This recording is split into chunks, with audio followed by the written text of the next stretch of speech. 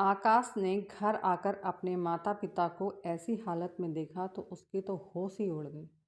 उसने शॉपिंग से लौटी अपनी पत्नी की कनपट्टी पर एक जोरदार तमाचा जड़ दिया। तुम्हारी हिम्मत कैसे हुई मेरे माँ बाबूजी के साथ ऐसा करने की? यह घर उनके बेटे का है। तुम इसे कोई दहेज में साथ लेकर नहीं आई थी। आकाश ने पूर्वा के ऊपर चिल्लाते हुए कहा। मुझे लगता था कि कुछ दिनों में तुम मेरे माँ बाबूजी को अपने मम्मी पापा की तरह प्यार और सम्मान दोगी, क्योंकि हर रिश्ते को समझने में वक्त लगता है। लेकिन तुमने तो मेरे पीठ पीछे मेरे माँ बाबूजी को घर का नौकर ही बना दिया। उनसे तुमने एक एक पाई का हिसाब मांगकर उनकी बेइज्जती की। वह अपने बेटे की कमाई खाते हैं, तुम्हारे बाप की नहीं, समझी? अपना सामान उठाओ और यहाँ से चलती बनो। आकाश ने गुस्से में भरकर कहा। आकाश अपने माँ बाबूजी से हाथ जोड़कर माफ़ी मांगने लगा और वह दिन याद करने लगा जब वह अपने माँ बाबूजी को अपने साथ शहर लेकर आया था। एक दिन माँ की तबीयत बहुत ज़्यादा खराब हो गई थी।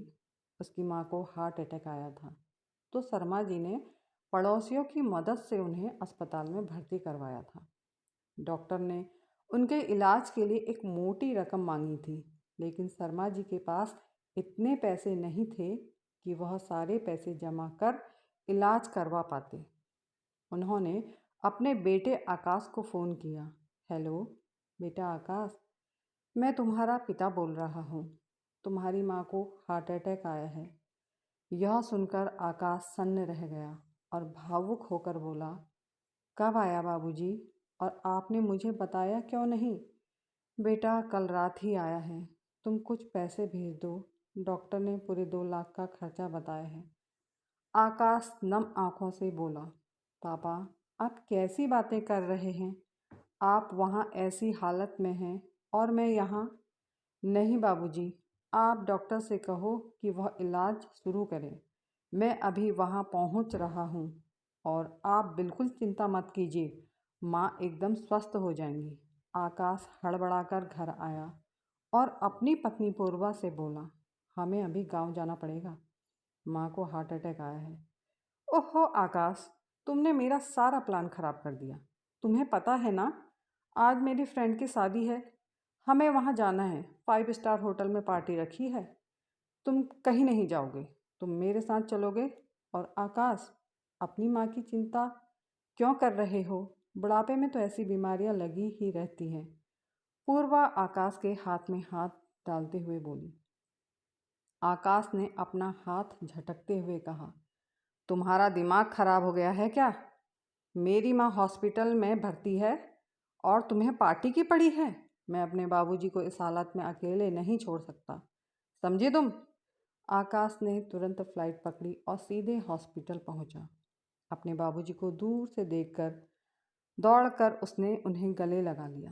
शर्मा जी बेटे के गले लगते ही फूट फूट कर रो पड़े। देखो तुम्हारी माँ की हालत क्या से क्या हो गई है। बाबूजी आप फिक्र ना करें, मैं आ गया हूँ ना, सब ठीक हो जाएगा।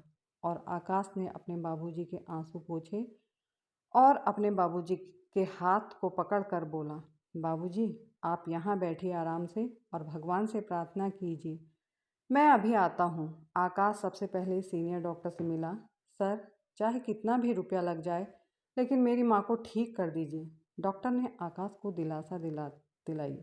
आकाश जी आप चिंता मत कीजिए, हम पूरी कोशिश करेंगे आपकी माता जी को बचाने की। और डॉक्टर लक्ष्मी जी का इलाज करने में जुट गए। कुछ ही दिनों में लक्ष्मी जी पूरी तरह ठीक हो गई। आकाश अपनी माँ को अस्पताल से बाबूजी के घर ले आया और कुछ दिन आकाश ने वहीं रहकर उनकी सेवा की। लेकिन नौकरी की वजह से उसे फ़ोन पर फ़ोन आ रहे थे, तो शर्मा जी ने अपने बेटे से कहा, बेटा अब तुम्हारी माँ बिल्कुल ठीक है, अब तुम अपनी नौकरी पर जाओ। आकाश ने तब हाँ में सिर हिलाया। अगले दिन आकाश के हाथ में 2 सूटकेस देखकर उसकी माँ और बाबूजी चौंक गए और बोले, बेटा इसमें क्या है? साथ में सब्जी लेकर जा रहे हो क्या? नहीं बाबूजी, इस सूटकेस में आपका सामान है। आप दोनों भी मेरे साथ चल रहे हैं शहर। नहीं बेटा, हम यहीं ठीक हैं। बस तुम हमसे मिलने आते रहना, हमारे लिए तो वही ठीक है। तुम तो जानते हो बेटा, कि बहू हमें कुछ खास पसंद नहीं करती। शर्मा जी भावुक होते हुए बोले। बाबूजी, आप उसकी चिंता मत कीजिए, मैं सब संभाल लूँगा। बस आप दोनों को मैं अब अकेले नहीं छोड़ सकता। बेटे की जिद के आगे लक्ष्मी जी और शर्मा जी हार गए और बेटे के साथ शहर आ गए। अपने सास ससुर को अपने घर में देखकर पूर्वा का गुस्सा सातवें आसमान पर चढ़ गया। लक्ष्मी जी के कदम अपने बेटे के घर की दहलीज पर पड़ ही नहीं रहे थे तो आकाश मुस्कुराता हुआ बोला, माँ बाबूजी, यह आपका ही घर है। बेझिझक पूरे अधिकार के साथ अंदर चले आइए। और आकाश ने अपने माँ बाबूजी का हाथ पकड़ कर उनको उनके कमरे तक ले गया। उस कमरे को देखकर लक्ष्मी जी और शर्मा जी भावुक हो गए। बाबूजी, मैंने जब यह घर खरीदा था तब यह कमरा बिल्कुल आप दोनों के हिसाब से बनवाया था। बेटे का प्यार देखकर दोनों ने आकाश को गले से लगा लिया। बाबूजी, अब आप दोनों यहाँ आराम से रहें। मैं आपके चाय नाश्ते का इंतजाम करवाता हूँ। अपने माँ बाबूजी को उनके कमरे में छोड़कर आकाश जैसे ही बाहर आया, पूर्वा उसका हाथ पकड़कर खींचते हुए अपने कमरे में ले गई और कहने लगी, तुम्हारा दिमाग खराब हो गया है। किसने कहा था तुम्हें इन गंवार बुड्ढे बुढ़िया को यहाँ लाने के लिए? पूर्वा, जबान संभाल कर बात करो। वह मेरे माँ बाबूजी हैं और तुम्हें उनकी चिंता करने की कोई ज़रूरत नहीं है। मैं अकेला ही बहुत हूँ अपने माँ बाबूजी की देखभाल के लिए। लेकिन एक बात का तुम भी ध्यान रखना कि तुम्हारी वजह से मेरे माँ बाबूजी को कोई तकलीफ़ नहीं होनी चाहिए, वरना मुझसे बुरा तुम्हारे लिए कोई नहीं होगा। आकाश ने अपने माँ बाबूजी की देखभाल के लिए एक नौकरानी रख दी। आकाश के माँ बाबूजी आकाश के साथ बहुत खुश थे, लेकिन बहू हमेशा कुछ न कुछ बड़बड़ाती रहती थी। एक दिन आकाश को नौकरी के सिलसिले में शहर से 15 दिनों के लिए बाहर जाना पड़ा। आकाश ने नौकरानी को सब कुछ समझा दिया था कि मेरे बाद माँ बाबूजी को कोई तकलीफ़ नहीं होनी चाहिए। आकाश बेटा, तुम क्यों इतनी चिंता करते हो? तुम बेफिक्र होकर अपने काम के लिए जाओ, लक्ष्मी जी ने अपने बेटे के सिर पर हाथ फेरते हुए कहा। और आकाश अपनी मीटिंग के लिए शहर से 15 दिनों के लिए बाहर चला गया। बेटे के जाते ही पूर्वा हमेशा सास ससुर को ताना देती रहती, यहाँ आकर पड़ गए हैं, इतना भी नहीं जानते शहर में कितनी महंगाई है। इनके आते ही घर का बजट गड़बड़ा गया है, पूरे घर को दवाई खाना बनाकर रख दिया है। अरे मेरे मायके में तो इन दोनों को कोई नौकर भी ना रखे। गंवार कहेंगे, ना पहनने के तमीज ना खाने की तमीज। बहू की बातें सुनकर दोनों चुप रह जाते। बहू ने घर की नौकरानी को बेटे के जाते ही छुट्टी दे दी और उसकी जगह शर्मा जी को काम पर लगा दिया। पूर्वा दंदनाते हुए उनके कमरे में आई और तमक कर बोली, बहुत हो गई मेहमान नवाजी, अब चलिए पापा जी, थोड़ा हाथ पैर भी चला लीजिए, वरना बुढ़ापे में हाथ पैर जाम हो जाते हैं तो तकलीफ़ होती है। पूर्वा ने गुस्से से कहा, और मम्मी जी, आप थोड़ा रसोई में आकर मेरा हाथ बटाइए। बेटा, तुम्हें जितना काम करवाना है मुझसे करवा लो, लक्ष्मी जी से यह सब नहीं होगा। हाँ, आप दोनों तो यहाँ मुफ्त की रोटियाँ तोड़ने के लिए ही आए हैं, बस काम को कह दो तो बहाने बनाने लगते हैं। पूर्वा मन ही मन कुछ बड़बड़ाते हुए बोली, यह पकड़िए थैला और बाजार से सब्जी लेकर आइए, और हाँ, सब्जी लाकर रसोई में धोकर फ्रिज में लगा देना। शर्मा जी ने थैला पकड़ा और सब्जी लेने चले गए और सब्जी लाकर उन्होंने रसोई में रख दी। बेटा, मैंने सब्जी रसोई में धोकर रख दी है। सुबह सुबह सब्जी लाने और धोने में हाथ पैर सुन्न हो गए। 2 कप चाय बना दो बेटा। मैं क्या आपकी नौकरानी हूँ जो आप मुझे ऑर्डर दे रहे हो? सब्जी लाकर आपने कोई एहसान नहीं किया, यहाँ रहना है तो काम करना ही पड़ेगा। जाइए खुद बना लीजिए, बहू ने एकदम चढ़ते हुए कहा और अपनी चाय लेकर कमरे में चली गई। शर्मा जी 2 कप चाय बनाकर ले आए, 1 कप खुद के लिए और दूसरा कप लक्ष्मी जी के लिए। यह देखकर लक्ष्मी जी की आंखों में आंसू आ गए, क्योंकि उन्होंने बहू की सारी बातें सुन ली थी। अरे लक्ष्मी, तुम चाय पियो और सब भूल जाओ। हमारा बेटा हमारे साथ है तो हमें चिंता करने की कोई ज़रूरत नहीं है। लक्ष्मी जी ने अपने आंसू पोंछे और दोनों चाय पीने लगी। दोपहर को रसोई में जाकर देखा तो बहू ने खाना भी नहीं बनाया, तो शर्मा जी ने खुद ही खाना बनाया और लक्ष्मी जी को भी खिलाया। लक्ष्मी जी से अब काम नहीं होता था, क्योंकि उनके हाथ पैर में अब ज़्यादा ही दर्द होने लगा था। बहू कमरे से बाहर आई तो चिल्लाकर बोली, यह क्या है? आप लोगों को जरा भी तमीज़ नहीं? पूरी रसोई फैलाकर रख दी। अनपढ़ जाहिल। मुझे पूरी रसोई अभी साफ चाहिए। जब से आए हैं एक भी काम ठीक से नहीं करते।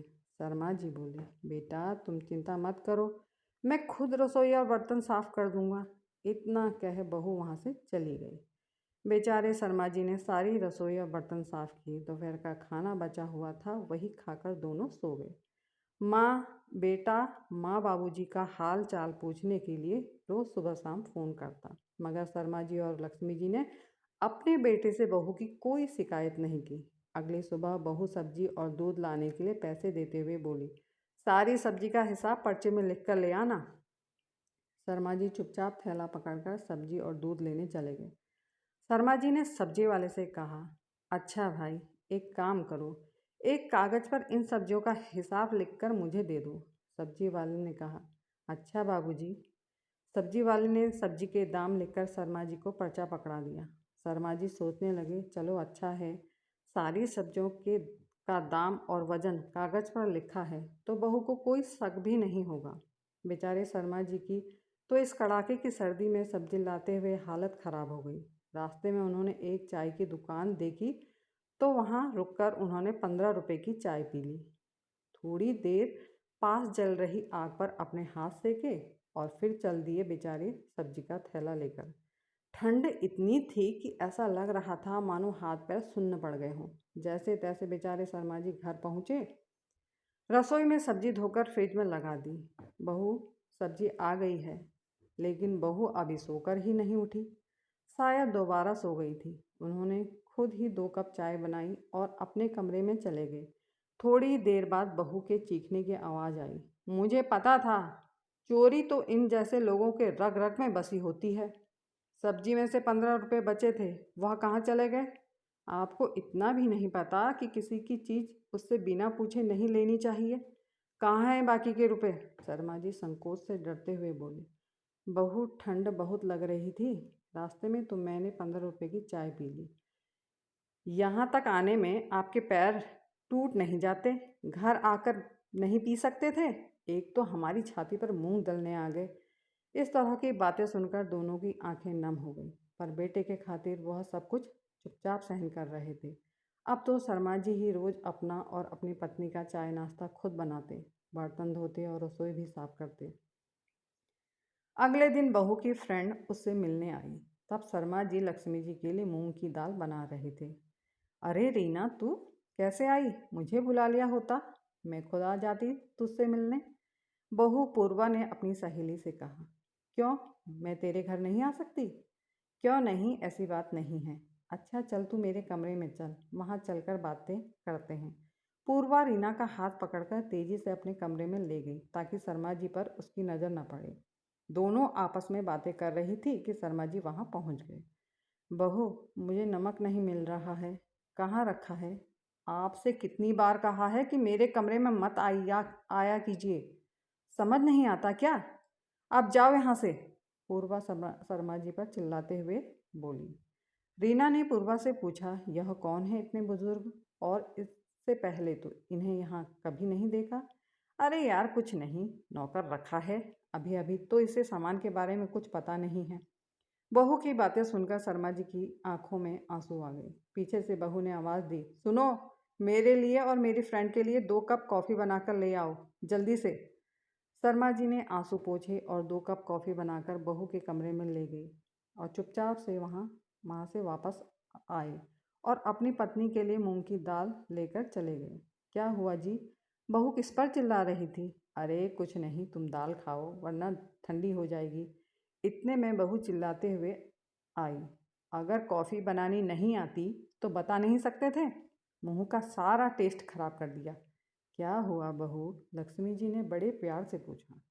आप तो चुप ही रहिए, काम की ना काज की, दुश्मन अनाज की। अभी मैं बाहर जा रही हूँ अपनी फ्रेंड के साथ, आप लोगों को तो मैं आकर देखती हूँ।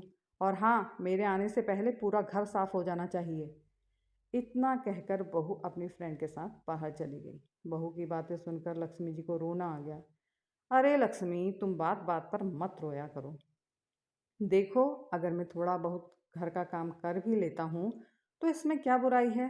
तुम ही तो कहती हो आदमी के हाथ पैर चलते रहने चाहिए, वरना उसका शरीर खराब हो जाता है और बीमारियां अलग से लग जाती हैं। शर्मा जी ने लक्ष्मी जी के आंसू पोंछे और उन्हें रजाई उड़ाकर आराम करने के लिए कहा और खुद रसोई में बर्तन साफ करने लगे। थोड़ी देर में, माँ बाबूजी, कहाँ हो आप? देखो, मैं तुम्हारे लिए क्या लेकर आया हूँ। आकाश माँ बाबूजी के कमरे में दौड़ता हुआ गया और माँ के पैर छूते हुए बोला, अरे माँ, कैसी हो? आपकी तबीयत कैसी है?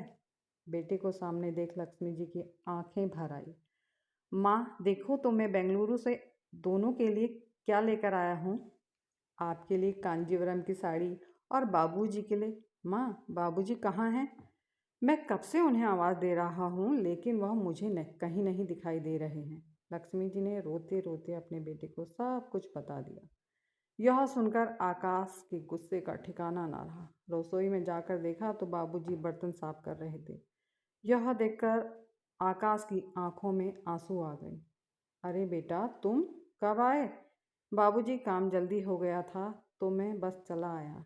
इतने में पूर्वा भी घर पहुंच गई थी और आकाश को देखकर भौचक्की रह गई। अरे आकाश, तुमने तो बोला था कि तुम कल रात तक पहुंचोगे, फिर आज यहाँ कैसे? जैसे ही पूर्वा आकाश के पास आने लगी तो आकाश ने एक जोरदार तमाचा पूर्वा की कनपट्टी पर जड़ दिया। तुम्हारी हिम्मत कैसे हुई मेरे माँ बाबूजी के साथ ऐसा करने की? यह घर उनके बेटे का है, तुम इसे दहेज में लेकर नहीं आई थी। आकाश पूर्वा के ऊपर चिल्लाते हुए कहने लगा, मुझे लगा था कि कुछ दिनों में तुम मेरे माँ बाबूजी को अपने मम्मी पापा की तरह प्यार और सम्मान दोगी, क्योंकि हर रिश्ते को समझने में टाइम लगता है। लेकिन तुमने तो मेरे पीठ पीछे मेरे माँ बाबूजी को नौकर ही बना दिया। उनसे तुमने एक एक पाई का हिसाब लिया और उनकी बेइज्जती की।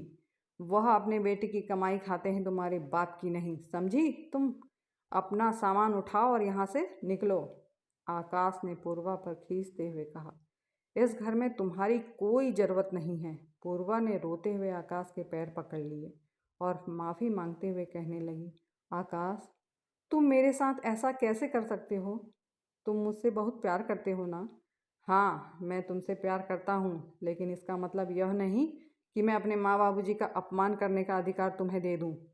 मैंने सोचा था कि कभी ना कभी तुम मेरे माँ बाबूजी को समझोगी, लेकिन मैं ही गलत था। तुम्हारी जैसी औरतें ही हंसते खेलते परिवार को तबाह कर देती हैं। देखो, मेरे माँ बाबूजी अभी भी तुम्हारे खिलाफ एक शब्द नहीं बोले और तुमने मेरे माँ बाबूजी की हालत नौकरों से भी बदतर कर दी। अरे, तुम्हें शर्म आनी चाहिए। माँ, मुझे माफ़ कर दीजिए।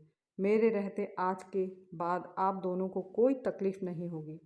पूर्वा भी लक्ष्मी जी के पैर पकड़कर रोते हुए बोली, मम्मी जी, मुझे माफ़ कर दीजिए। मुझसे बहुत बड़ी गलती हो गई। रूप और पैसों के घमंड में मैंने आपके साथ बहुत बुरा व्यवहार किया। लक्ष्मी जी बोली, बेटा, माफ़ कर दे बहू को। लड़ाई झगड़े से किसका घर बसा है आज तक, और लड़ाई झगड़े किस घर में नहीं होते। लेकिन आकाश ने उनकी एक ना सुनी और पूर्वा का हाथ पकड़कर घर से बाहर निकाल दिया। शर्मा जी ने आकाश को समझाने की कोशिश की, लेकिन आकाश ने कहा, नहीं बाबूजी, आप कुछ नहीं कहेंगे। इसने गलती की है और इसे अपनी गलती की सज़ा भुगतनी पड़ेगी।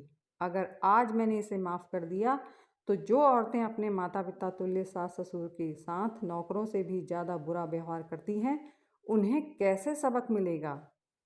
कहानी देखने व सुनने के लिए आप सभी का बहुत बहुत धन्यवाद। अगर आपको कहानी पसंद आई है तो प्लीज़ मेरे चैनल को सब्सक्राइब कर देना, लाइक कर देना, कमेंट कर देना, शेयर कर देना।